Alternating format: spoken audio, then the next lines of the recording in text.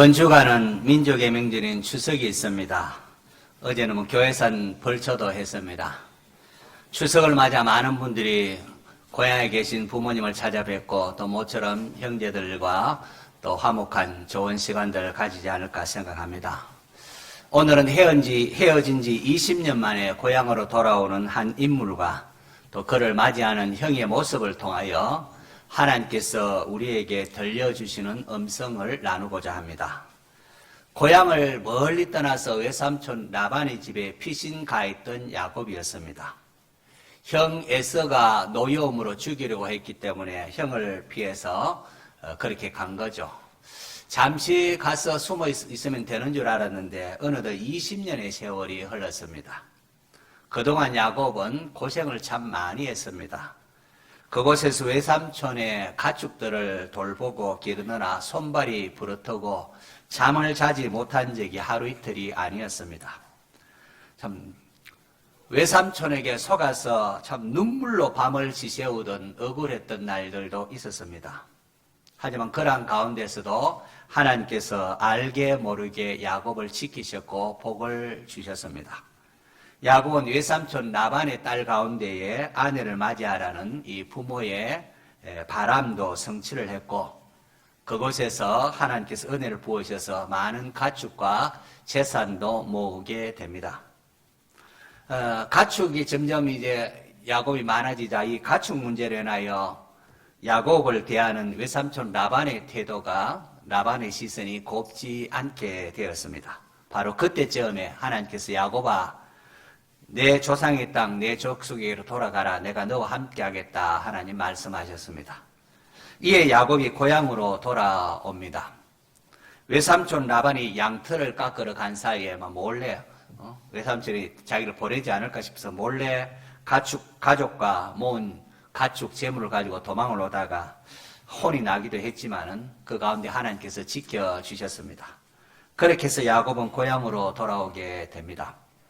하나님께서 조부 아브라함과 아버지 이삭 그리고 야곱에게 주리라 약속하신 가나안 땅으로 말입니다. 고향으로 돌아오는 야곱에게 오래된 숙제가 있지 않습니까? 20년 전에 고향을 떠나야만 했던 형 에서와의 관계입니다. 배고픈 형에게 팥죽 한 그릇 가지고 장자명분 가로챘고 또 아버지 이삭을 속여서 아버지가 장자 이삭에게 축복하려고 하니까 아버지의 눈먼 아버지를 속여서 축복을 가로챘기 때문입니다. 이로 인하여 형 에서가 분노하고 야곱을 죽이려고 했기에 야곱은 결혼을 명분 삼아서 멀리 바단 아람에 있는 외삼촌 라반에게로 도망을 간 것입니다. 고향으로 돌아가는 야곱에서 가장 큰 걸림돌은 다름 아닌 형 에서와의 화해였습니다. 야곱이 이제 가나안으로 가까이 왔고 사람을 보내어서 형에게 이제 자기가 그동안 외삼촌 라반의 집에 있었다는 것을 이실직고를 합니다. 그리고는 자기에게 재산이 많이 있으니까 화해를 청합니다. 그런데 보냈던 사람들이 돌아와서 하는 말이 형 에서가 400명의 장정을 거느리고 야곱을 만나러 오더이다 라고 합니다. 자기를 만나러 오는데 400명의 장정을 거느리고 온다. 야곱은 두려움에 휩싸입니다. 아이고 형이 나와 우리의 처자를 죽이는 것은 아닌가 벌벌 떨게 됩니다. 그런데 여러분 오늘 읽은 본문을 보면은 이렇던 목숨의 위기를 느꼈던 야곱을 향하여 형 에서가 달려와서는 그를 맞이하여 목을 어긋맞추고 입을 맞추고 그리고 서로 웁니다. 형과 동생이 화해를 한 것입니다. 형 에서도 울고 동생 야곱도 울고 성경을 묵상하는 이 본문을 읽는 저의 눈시울도 가슴도 뭉클했고 아마 하늘에 계신 하나님께서 기뻐서 우셨을 겁니다. 보라 형제가 연합하여 동감이 어찌 그리 선하고 아름다운고라고 했습니다. 저는 추석 명절을 맞이해서 우리 많은 성도들 고향에 또 오고 갈 터인데 우리 성도들의 가정과 교회 그리고 우리나라에 이러한 화해의 역사가 일어나기를 원합니다. 혹여나 여러분의 가정에 부모 형제 간에 서운하고 막힌 담이 있다면 이번 명절을 맞아서 그리스도의 사랑으로 화해하시기 바랍니다. 또 가족뿐이겠습니까? 교회 내에 또 믿음의 가족들, 믿음의 형제 자매들 간에도 화해할 수 있기를 바랍니다. 이런 무엇이 쌍둥이 형제인 야곱과 에서가 원수가 되게 했고 20년간이나 그렇게 떨어져 있어야만 했던 것일까요? 우리가 관심 가져야 할 부분은 하나님께서 택한 야곱이었지만은 그가 믿음의 사람답지 못했기 때문이라는 겁니다. 그는 배고픈 형을 이용하여 팥죽 한 그릇으로 장자의 명분을 가로챘습니다. 아버지 이삭이 형 에서에게 축복하려고 하는데 눈이 어두운 아버지를 속여서 자신이 에서라고 거짓말하면서 아버지의 축복을 받아내었습니다. 이로 인하여 형 에서가 막 분노했고 야곱은 외삼촌 라반의 집으로 도망을 가서 지금까지 고생을 해야만 했습니다. 물론 장자의 명분을 소홀히 여겼던 이 형 에서의 잘못이 크지요. 그리고 아무리 그래도 동생을 죽이려고 하는 게 말이 됩니까? 하지만 이게 가장 크지만은 그러나 우리 성도들의 입장에 있어서 이해 못지않게 비열한 방법으로 하나님의 복을 차지하려고 했던 야곱의 책임 또한 크다 할 것입니다. 자, 그렇다면 무엇이 야곱과 에서를 화해하게 했습니까? 이건 역시 중요한 것은 야곱의 변화입니다. 다시 말해서 성도가 성도답게 변하는 것입니다. 형 에서의 만남에서 죽음의 위협을 느꼈던 두려운 야곱은 약복강에서 하나님께 매달려 기도를 했습니다. 야곱은 정직하게 자신의 문제를 하나님께 아뢰입니다. 형 에서가 죽을까 두렵습니다 하면서 정직하게 자신의 문제를 하나님께 아뢰며 도움을 구했습니다. 약복강가에서 야곱은 홀로 하나님과 날이 새도록 씨름을 했습니다. 야곱은 허벅지 관절이 어긋난 상황, 도저히 더 이상 어떻게 할 수가 없는 그런 상황 속에서도 당신이 내게 축복하지 않으면 가게 하지 않겠나이다 하면서 울고 미어 달렸습니다. 그러자 하나님께서 내 이름이 무엇이냐 물으셨습니다. 여러분, 이름이 묻는다는 것은 네 정체가 무엇이냐, 네 정체성이, 네 아이덴티티요, 네가 어떠한 사람이냐를 묻는 것입니다. 야곱입니다. 야곱. 하나님께서는 내 이름을 다시는 야곱이라 할 것이 아니라 이스라엘이라 부를 것이니라. 이는 내가 하나님과 사람들과 겨루 이겼음이니라. 내 이름을 다시는 야곱이라 부를 것이 아니라, 야곱이 뭡니까? 속이는 자, 또 발꿈치 잡는 자 이런 뜻입니다. 이스라엘은 하나님과 겨루는 자라는 뜻입니다.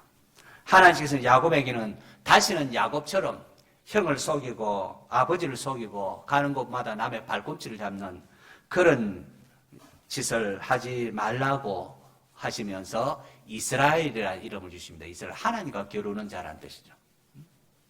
하나님은 야곱이 아니라 이스라엘로 변화되기를 말씀하십니다. 여러분, 이사야서에 보면은 버러지 같은 너 야곱아라고 했습니다. 야곱은 하나님 앞에 지렁이와 같은 존재, 버러지와 같은 존재입니다. 티끌에 불과합니다. 어떻게 야곱이 하나님과 겨루는 자가 되고 또 이기는 자가 될 수가 있겠습니까?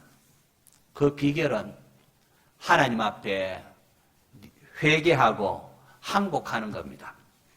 여러분, 자식이 고집을 피우고 잘못된 길로 가면은 아버지가 이렇게 회초리를 들고 징계를 하지 않습니까? 내 놈, 너는 이제 내 자식도 아니다 하면서 그렇게 하기도 합니다.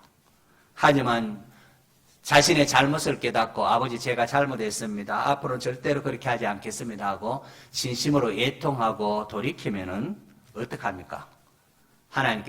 아버지께서 매를 버리고 내 아들아 하면서 다시금 안아주는 것 아니겠습니까?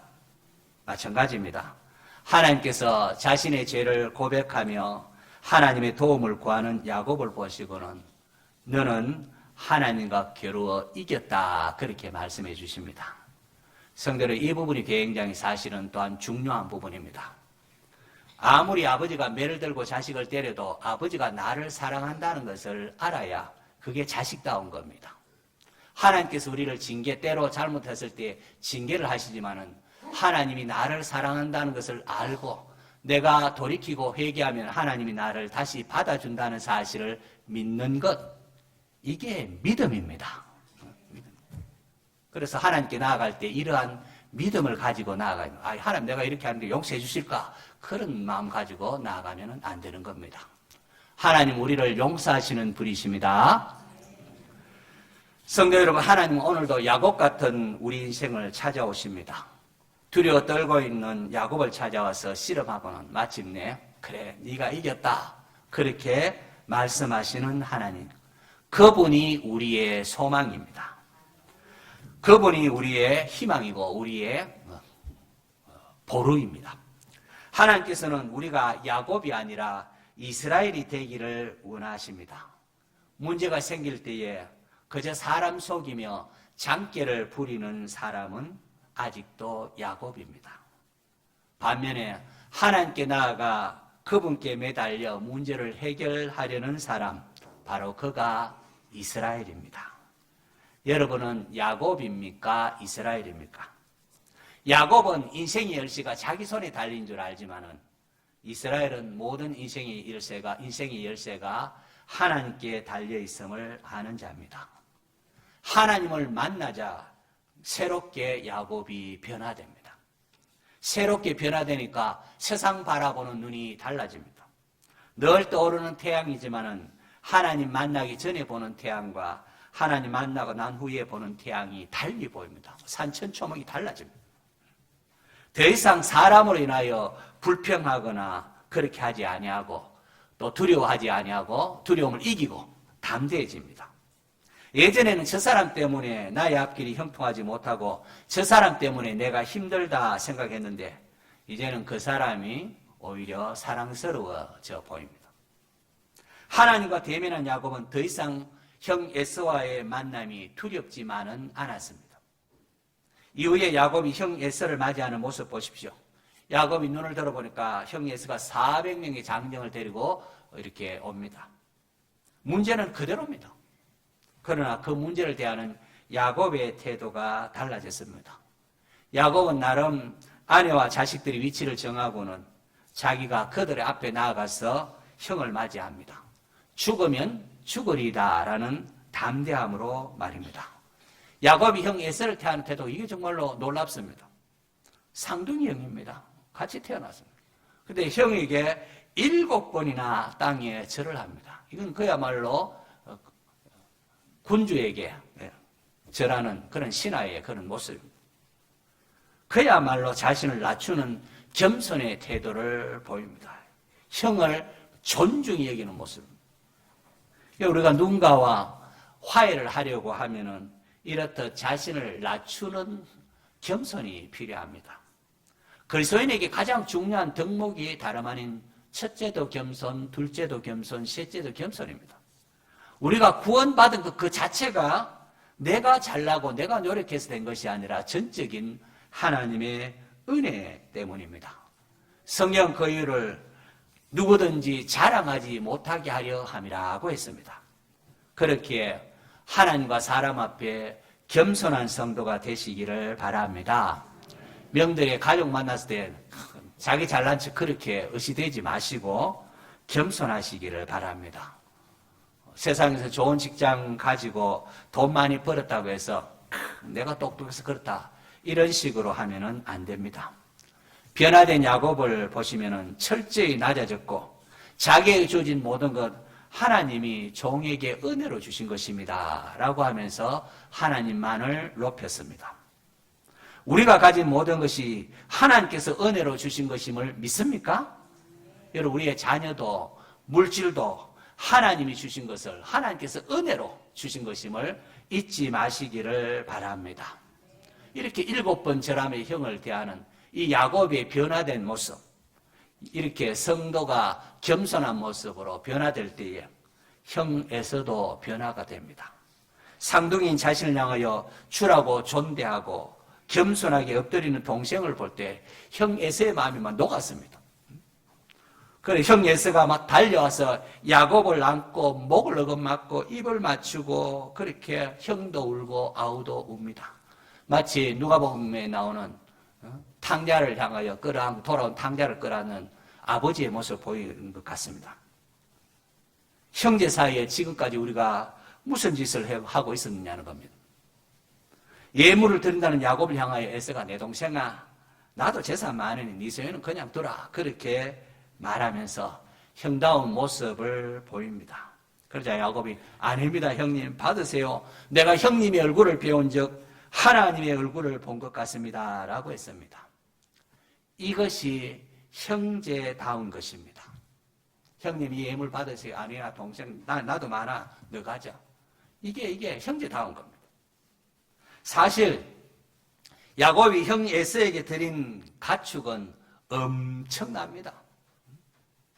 창세기 32장 14, 15절 따르면 암염소 200마리, 순염소 20마리, 암양 200마리, 순양 20마리, 전나는 낙타 30마리, 그 새끼들, 암소 40마리, 황소 10마리, 암낙이 20마리, 그 새끼 낙이 10마리. 아마 자본주의에 살아가는 우리는 이 부분을 보면서 아깝다. 형님이 충분하다면 안 주면 좋을 걸. 그런 생각이 들지 않을까요? 이 본문을 묵상하는 저도 이 부분 읽을 때 참 아깝다 그런 마음이 들었습니다. 그런데 이 본문을 묵상하는 가운데에 그렇지 않다, 아깝지 않다는 성령님의 음성이 들리는 것 같았습니다. 하나님의 백성은 돈보다도 형제가 더 귀합니다. 있습니까? 쉽게 아멘 못 하실 겁니다. 쉽게 아멘 못 하실 겁니다. 하나님의 백성은 돈보다 뭐가 더 귀하다고요? 형제가 더 귀합니다. 천국은 밭에 감추인 보화와 같다고 했습니다. 지혜로운 사람, 보화를 발견한 사람은 이 땅의 모든 것을 다 자기 모든 소유를 팔아서라도 그 밭을 산다고 했습니다. 여러분 천국은 죽어서만 가는 것을 뜻하지 않습니다. 죽어서만 가는 것만이 아니라 이 땅에서도 천국이 임하게 해야 합니다. 이 땅에서 천국의 맛을 누리는 비결은 사랑하는 겁니다. 형제가 서로 사랑하는 것입니다.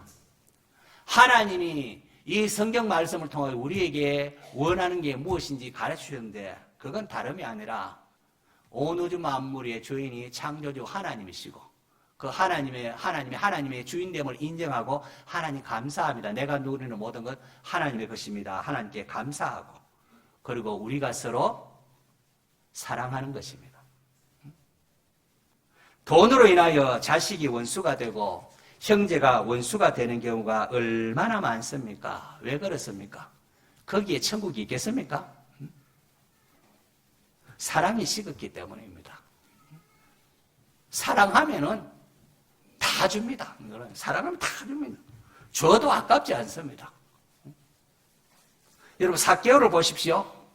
예수님이 자기를 찾아오자 자기 재산의 절반을 주님께 이렇게 자기 재산 절반을 가난한 자에게 나누어 주고 남에게 토식하거나 이렇게 한 거 있으면 4배나 갚겠나이다.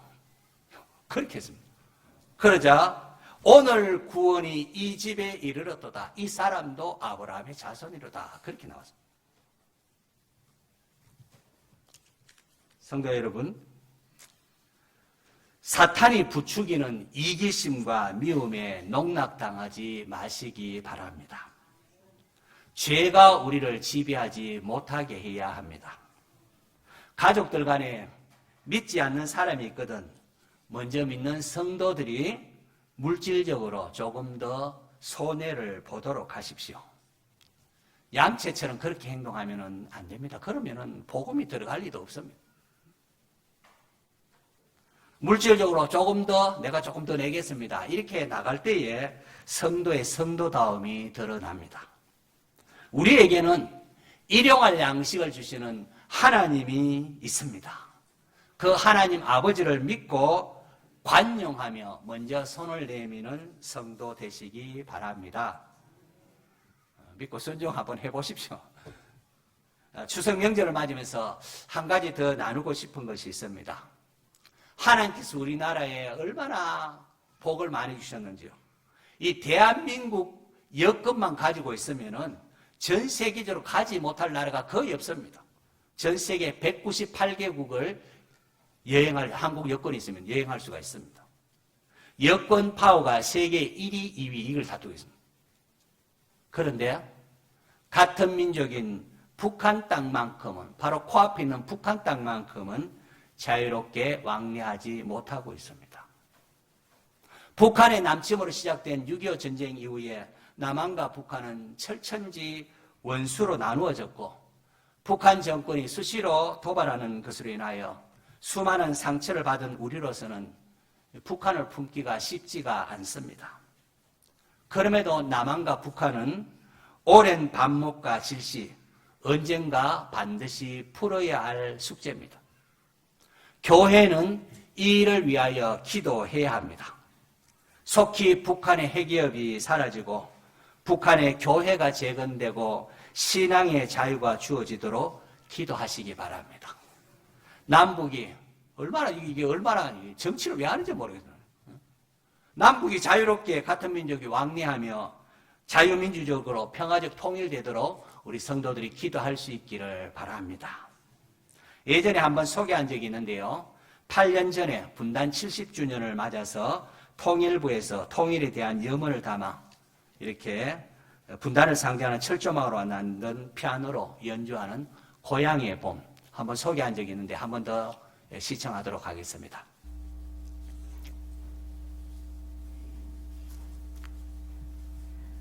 나의 살던 고향은 꽃피는 산꽃 복숭아 꽃살 굽고 막이 진 달래 울고불고 꽃대골 차린 동네 그 속에서 놀던 때가 그립습니다.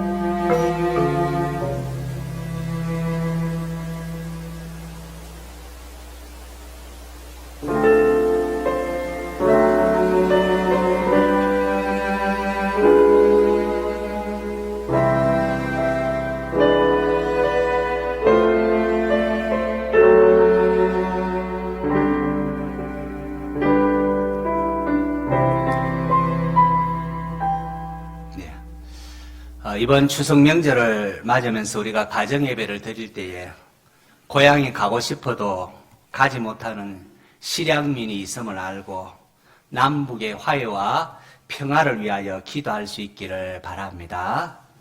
여러분, 십자가가 무엇입니까? 십자가는 화해의 상징이라는 사실을 아시는지요? 하나님께서 죄인인 우리를 돌이켜 우리와 화목하기 위하여 어떻게 하셨습니까?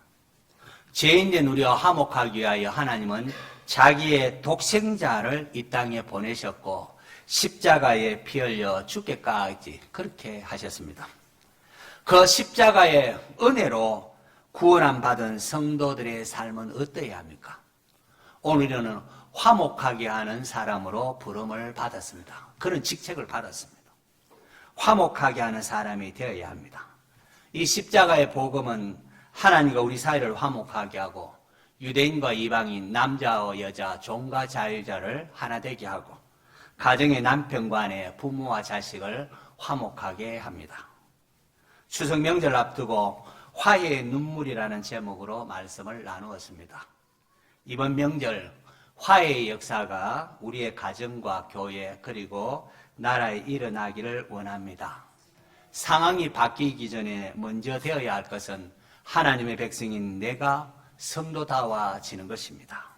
내가 변할 때 두려웠던 형의 얼굴이 하나님의 얼굴로 보이게 됩니다.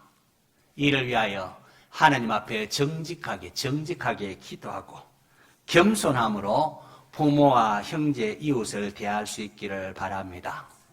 다시 말하지만은 돈보다 형제가 더 귀합니다. 돈보다 사람이 먼저입니다. 이번 추석 명절을 맞아서 성도의 성도다움을 드러내므로 가정과 교회의 화해의 역사가 일어나고 분단된 남북이 평화의 길로 나아가는 은혜의 역사로 이어지기를 축원합니다.